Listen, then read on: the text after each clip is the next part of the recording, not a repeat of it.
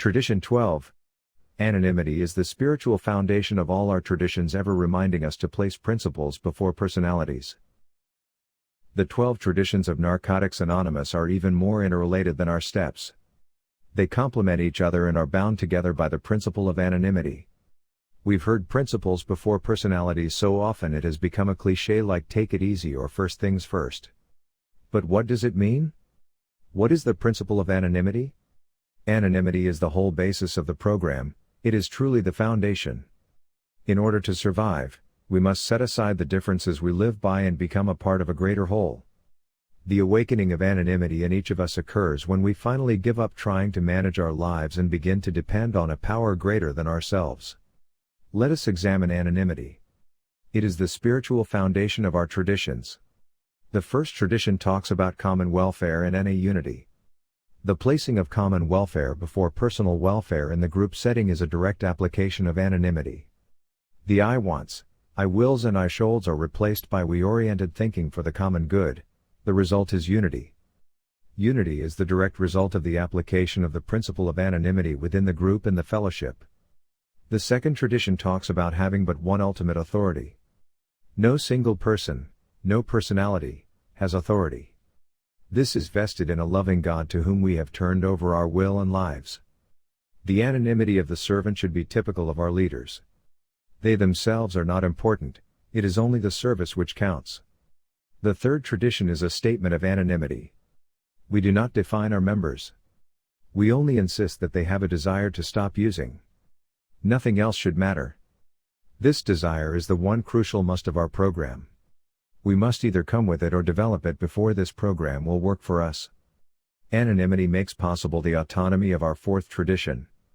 Without the principle of anonymity, each group would set itself up as something different from the rest, something special. Our groups would begin competing with each other for members and for recognition. The resulting loss of unity would eventually destroy NA. Our fifth tradition says that each group has but one primary purpose. This unity of purpose is the tie that binds our groups together. Our groups are not truly different, each has the same spiritual aim and orientation. This anonymity, and the anonymity of the groups, make it possible for an addict to depend on us for help. Tradition 6 tells us that we ought never finance, endorse or lend the NA name to any facility or outside enterprise. To violate this rule would be to lose our anonymity. With anonymity gone, personalities would take over and problems of money, property and prestige would surely divert us from our primary purpose. Our seventh tradition guarantees each member the right and privilege to share in the financial support of Narcotics Anonymous. Each of us is given the equal opportunity to help anonymously. We uniformly reject outside contributions regardless of their source. We also do not allow a member to contribute more than his fair share. To do so would be to encourage the loss of their anonymity. In regards to our eighth tradition, we do not single out our members as professionals. We try to maintain their chance to experience personal recovery and grow. Not forcing power and status on our members is yet another form of anonymity. The service board and committees of our ninth tradition are directly responsible to a loving God as expressed in a group conscience.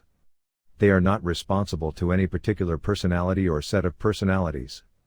In our 10th tradition, we strive to limit the growth of powerful personalities and safeguard anonymity by having no opinion on outside issues. When controversy exists, people take sides, personalities come forward, and as this happens, anonymity fades. Here again we find consistency of action, and in its own way this is also anonymity. In our 11th tradition, we find that the way we relate to the outside world is in fact using personal anonymity. None of us are singled out. No one of us represents NA. To do so would be to place our personalities ahead of others, and this would be a violation of our anonymity. In attraction rather than promotion, we give the addict the right to join in our anonymity and find recovery. Anonymity is everywhere in our traditions and in our fellowship. It is one of the basics of recovery. The principle of anonymity protects us from our defects of personality and character. Where anonymity exists, personalities and differences have no power. Anonymity in action makes it impossible for personalities to come before principles.